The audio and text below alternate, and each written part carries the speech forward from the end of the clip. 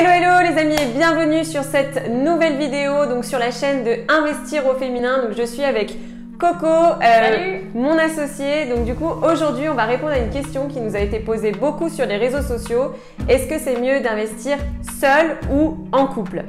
Donc ce qu'on vous propose pour répondre à cette question, c'est de répertorier des points positifs et des points négatifs qu'on va vous détailler juste après. Alors le premier avantage que je vois, c'est qu'on peut se partager les tâches.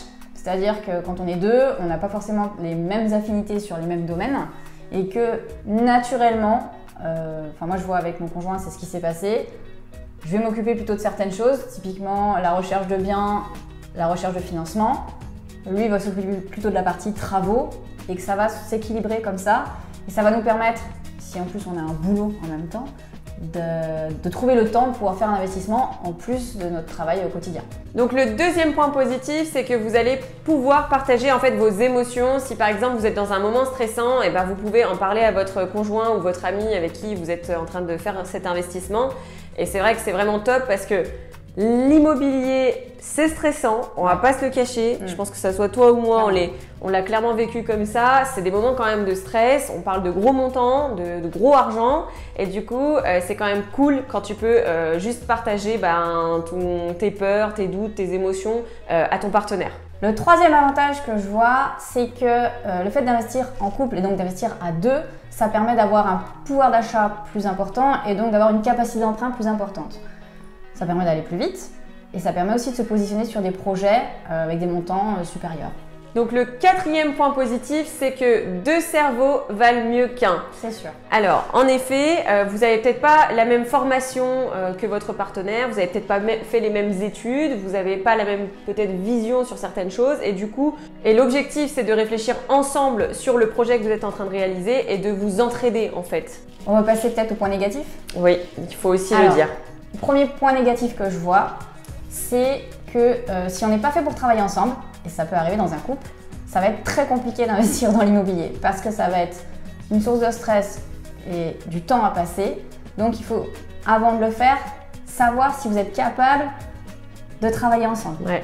C'est différent de vivre ensemble avec ton conjoint et de travailler sur un projet ensemble. Donc le deuxième point négatif, c'est que effectivement, quand vous êtes stressé, ça peut être source d'engueulade dans le sens où vous allez vouloir partager votre stress, donc ça peut être un point positif, mais en même temps ça peut clairement embêter votre partenaire.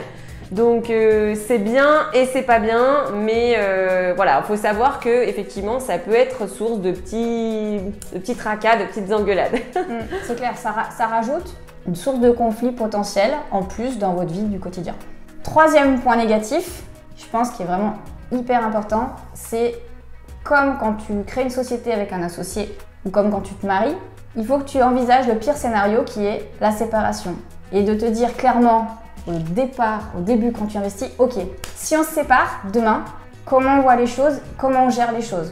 Parce que là on a comme tu dis, des gros enjeux financiers, on ne peut pas faire n'importe quoi du jour au lendemain, dire tiens j'arrête et voilà. Non, il y a un engagement financier avec un crédit bancaire, des choses comme ça. Donc prendre le temps au départ de se mettre à plat, mettre les choses à plat tous les deux et de se dire, voilà, si on se sépare, comment on va gérer les choses au mieux dans l'idéal. Et oui, et je te rejoins carrément, là on parle d'argent, donc quand on parle d'argent, quand ça va bien, quand on a les loyers et que tout va bien, nickel, on n'en parle pas.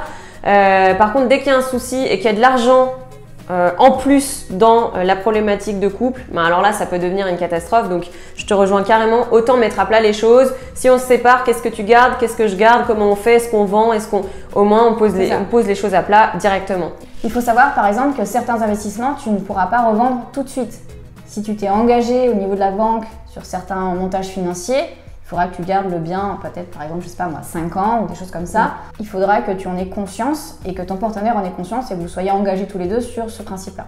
Le quatrième point négatif que je vois et que pour le coup, j'ai des amis dans mon entourage qui ont ce type de problématique, c'est qu'il y en a un qui veut investir dans l'immobilier et l'autre non.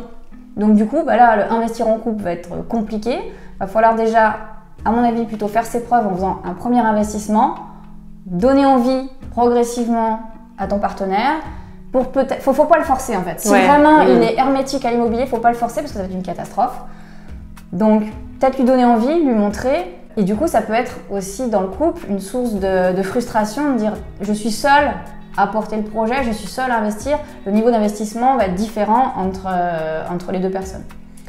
Et ça, autour de nous, on en a plein. Hein. Voilà, il n'y a pas plus tard qu'il y a 2 mois, j'ai rencontré un investisseur qui m'a dit non mais moi, c'est compliqué parce que ma femme, elle souhaite pas investir.